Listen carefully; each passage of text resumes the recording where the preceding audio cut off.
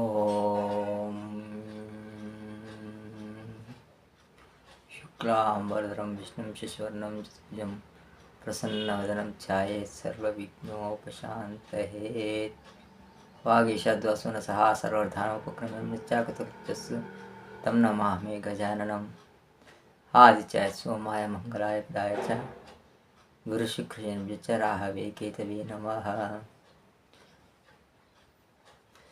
ఓం తదేవ లగ్నం సుదినం తదేవ తారాబలం చంద్రబలం తదేవ విద్యాబలం దైవబలం తదేవ లక్ష్మీపతే స్వరామి లాభస్య సంజయస్య శంకతస్య సంపరాభవః ఏషా హిందవర్ష్యామో హృదయస్థో జనార్దనః వపదామపాత్తారం దాతారం సర్వసంపదాం లోకాభిరామం శ్రీరామం భూయో భూయో నమామ్యహం. సర్వమంగళమాంగళ్యే శివే సర్వార్థసాధికే శరణ్యత్రయంబకే గౌరి నారాయణ నమోస్తుతే. ఓం శ్రీమాత్రే నమః. ఓం గురుభ్యో నమః. హరి ఓం. భక్తజన బంధువులందరికీ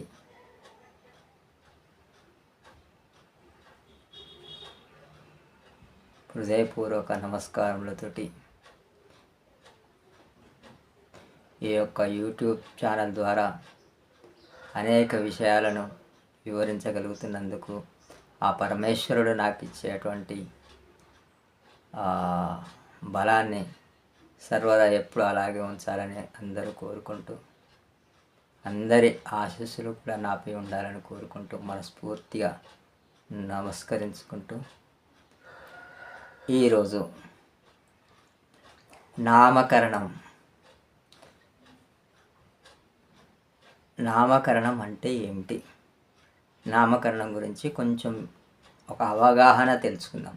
అంటే నామకరణం ఎప్పుడు చేయాలి, ఎలా చేయాలి, ఏ తిథులలో చేయాలి, ఏ నక్షత్రాలలో చేయాలి, ఎటువంటి లగ్నాలలో చేయాలి, అసలు నామకరణ మహోత్సవానికి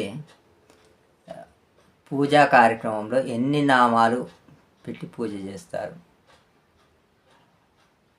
అనే విషయాలన్నింటినీ కూడా వివరణాత్మకంగా తెలుసుకునే ప్రయత్నం చేద్దాం. ఒక అవగాహన అయితే వస్తుంది. సరేనా?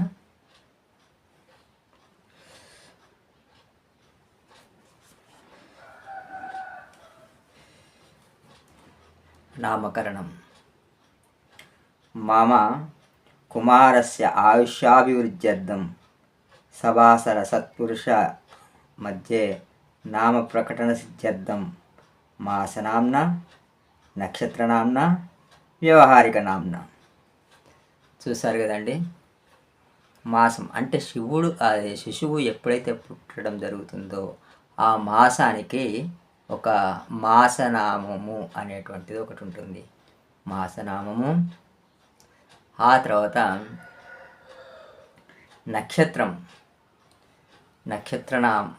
ఆ నక్షత్రంను బట్టి పేరును చూడడం జరుగుతుంది. అది ఒకటి. ఆ పేరు మాసనామం, నక్షత్రనామం, వ్యవహారిక నామం.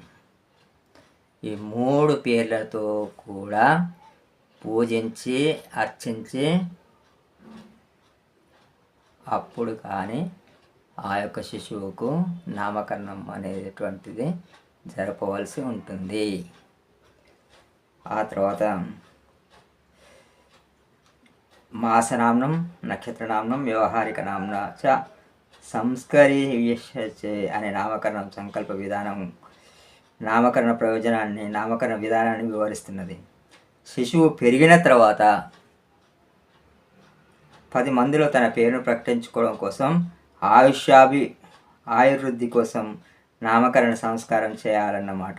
ప్రతి వ్యక్తికి జన్మించిన మాసాన్ని బట్టి మాసనామం, జన్మించిన నక్షత్రాన్ని బట్టి నక్షత్రనామం. ఇదే జన్మనామం అంటారు. నక్షత్రనామాన్నే జన్మనామం అంటారు.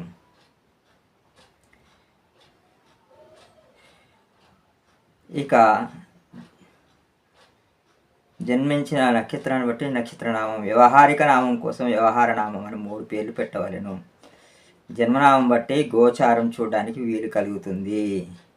దేనికైనా జన్మనామం ఉందా అనేటువంటిదే జరుగుతుంది. ఇప్పుడు మనం జ్యోతిష్య శాస్త్ర ప్రకారం అతనికి ఏదైనా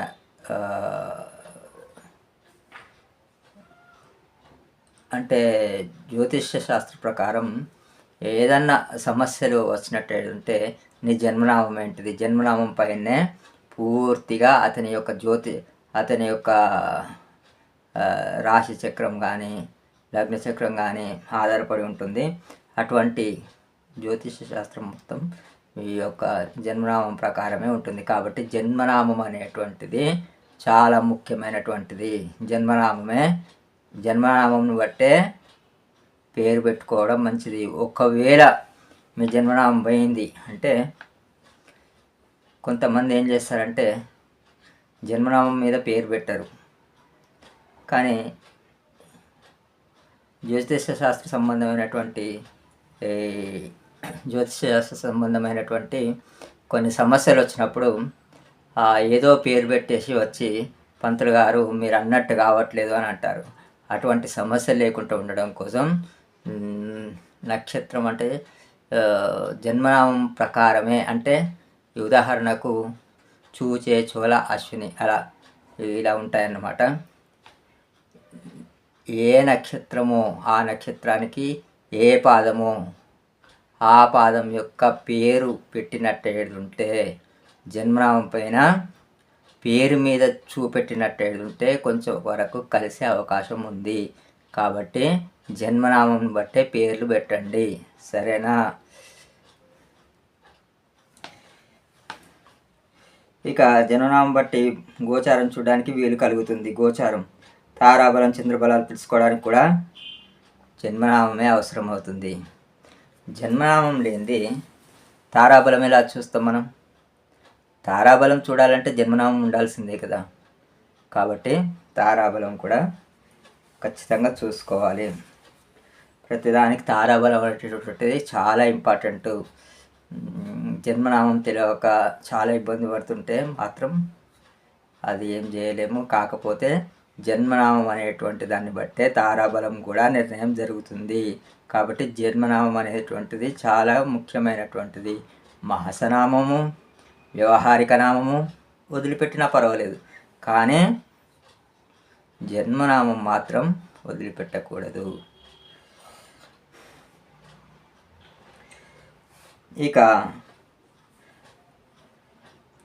జన్మనామం వ్యవహారిక నామం ఉండకపోతే, కొంతమందికి ఉండకపోతే వ్యవహారిక నామం చూడు అని చెప్పారు, కానీ ఆ వ్యవహారిక నామం కూడా జన్మనామంతో పెట్టినట్టుంటేనే ప్రత్యేకంగా కలుస్తుంది, లేకపోతే కొంచెం ఇబ్బంది అవుతుంది.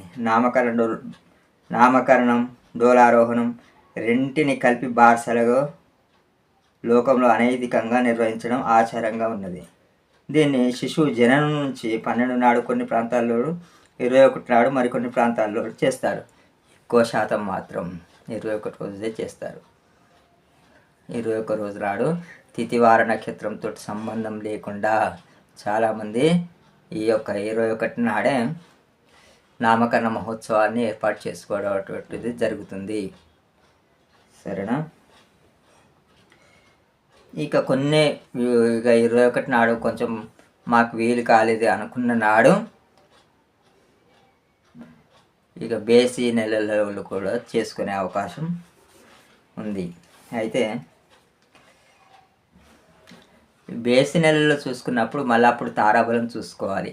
అబ్బాయి తండ్రికి మంచి తారాబలం ఉందా, మంచి ముహూర్తం చూసి పెట్టుకొని అప్పుడు నామకరణ మహోత్సవాన్ని ఏర్పాటు చేసుకోవాలి. ఎప్పుడు పడితే అప్పుడు చేసుకోవడానికి బాగుండదు. కాబట్టి ఖచ్చితంగా ఒకవేళ బేసి నెలలో కనుక చేసుకునేటంటే తారాబలం, చంద్రబలం ఇవన్నీ చూసి తండ్రికి మరియు శిశువుకు కలిపి చూసుకొని మంచి ముహూర్తం చూసి చేసుకోవాలి. ముహూర్తం నిర్ణయం చేయడం అవసరం. శాస్త్ర సరళిని బట్టి తెలుస్తుంది. దేశకాలం ముఖ్యంగా మూడాలలో పనికిరాదు. మీరు మూడాలలో మేము 3 నెలల్లో చేసుకుంటామండి అన్నప్పుడు, అప్పుడు మూడాలు వచ్చినాయి అనుకోండి, అప్పుడు పెండింగ్ పెట్టండి, అప్పుడు చేసుకోకూడదు. శుక్రమూఢం కానీ గురుమూఢాలలో కానీ ఇటువంటివి చేసుకోవడానికి బాగుండదు. ఆ తర్వాత చర స్థిర మృదు నక్షత్రాలందు పుత్రులకు తారాబల చంద్రబలాలు చూసి నామకరణం చేయాలి. అదే ఇందాక చెప్పినట్టు తారాబలం ఇద్దరికి కలిసి ఉన్నట్టు ఉంటేనే బాగుంటుంది. చరలగ్నం రక్తతిథులకు చతుర్థి, నవమి, చతుర్దశి, అష్టమి, మంగళవారం, శనివారం ఇవి పనికి రావు. ఇది కూడా చాలా బాగా గుర్తుపెట్టుకోవాల్సిన అవసరం ఉంది. వ్యయంలో అంటే జ్యోతిష శాస్త్రంలో వ్యయస్థానం అని ఉంటుంది. లాభస్థానం, వ్యయస్థానం అంటే 12వ స్థానం నందు ఎటువంటి గ్రహాలు కూడా ఉండకూడదని చెప్పి ఆ సమయంలో ఆ లగ్నంలో పెట్టాలి అని చెప్పడం జరుగుతుంది. తర్వాత రాత్రి కాలాన నామకరణం పనికిరాదని శాస్త్రం అయితే చెప్తుంది. పూర్ణాహం శ్రేష్టం, మధ్యాహ్నం మధ్యమం, అష్టమ శుద్ధి కూడా చూడదగింది. అయితే ముఖ్యంగా ఏ తిథుల నాడు పెట్టుకోవాలి, ఈ యొక్క నామకరణాన్ని ఏ తిథుల నాడు పెట్టుకోవాలి అంటే విధియ, తదియ, పంచమి, సప్తమి, దశమి, ఏకాదశి, త్రయోదశి నామకరణ డోలారోహణకు శుభప్రదాలు. అర్థమైంది కదా? విధియ, తదియ, పంచమి, సప్తమి, దశమి, ఏకాదశి, త్రయోదశి ఇవి నామకరణానికి శ్రేష్టమైనటువంటి తిథులుగా చెప్పవచ్చు. ఇక ఏ వారాలు అనుకూలంగా ఉంటాయి అంటే సోమవారం, బుధవారం, గురువారం, శుక్రవారం నామకరణానికి శుభప్రదాలు. ఇక ఏ నక్షత్రాలలో చేసుకోవాలి. నక్షత్రం అంటే దాదాపు తారాబలం చూసి అక్కడ పంతులు నిర్ణయించడం జరుగుతుంది. అయితే నక్షత్రం విషయానికి వస్తే మాత్రం అశ్విని, మృగశిర, పునర్వసు, పుష్యమి, ఉత్తర, హస్త, చిత్త, మూల, శ్రవణం, ధనిష్టం, శతవిషం, ఉత్తరాభాద్ర, రేవతి నక్షత్రాలు నామకరణానికి శుభప్రదాలు. ముహూర్త మార్తాండం అనేటువంటి చెప్పింది. రోహిణి, స్వాతి కూడా పనికి వచ్చేవే అని కొందరి అభిప్రాయం. పుష్యమి, చిత్త, మూల, శ్రవణం పనికి రావని కొందరి మతం. కాబట్టి అప్పుడున్న లెక్క ప్రకారం ఆ యొక్క వారికి తారాబలం చూసినప్పుడు వచ్చేటువంటి నక్షత్రాలను బట్టి నిర్ణయించడం జరుగుతుంది. ఇక ఏ లగ్నాలు మంచి అంటే వృషభం, మిథునం, కన్యా, తుల, ధనుర్మీనాలు డోలారోహణ నామకరణానికి శుభప్రదాలు. అష్టమ శుద్ధి కూడా చూడాలి. పక్షి చిత్రాలు పనికిరావు. కాబట్టి ఈ విధంగా నామకరణం అంటే ఏమిటి, నామకరణం ఎప్పుడు చేసుకోవాలి, ఏ రోజులు శ్రేష్టమైనవి అది ఒకటి. ఆ తర్వాత ఏ తిథి నాడు చేసుకోవాలి, ఏ వారం అనుకూలము, నక్షత్రం ఏంటి, ఏ లగ్నాలలో చేసుకుంటే బాగుంటుంది. ముఖ్యంగా జన్మనామం అనేటువంటిది మాత్రం పోగొట్టుకోకండి. జన్మనామం లేనిది ఏది కాదు. కాబట్టి పుట్టినప్పుడు డేటు హాస్పిటల్లో రాసిస్తారు. ఆ డేట్ ప్రకారం అప్పుడున్న చంద్రుడున్న లగ్నాన్ని, ఆ చంద్రుడున్న నక్షత్రాన్ని బట్టి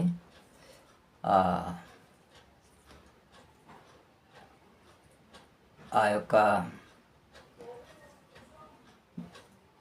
తారాబలం కానీ చంద్రబలం కానీ చూడవలసి ఉంటుంది. ఏ నక్షత్రంలో పుట్టిండో ఆ నక్షత్రం బట్టే పేరు నిర్ణయించడం జరుగుతుంది. కాబట్టి జన్మనామం అనేటువంటిది చిన్నపిల్లలందరికీ కూడా రాయించాలి. అది జీవితాంతం ఎప్పటికీ అన్నిటికీ పనికి వస్తుంది. సరేనా? శుభం భూయాత్. సర్వే జనాః సుఖినో భవంతు. లోకాః సమస్తాః సుఖినో భవంతు. శుభం.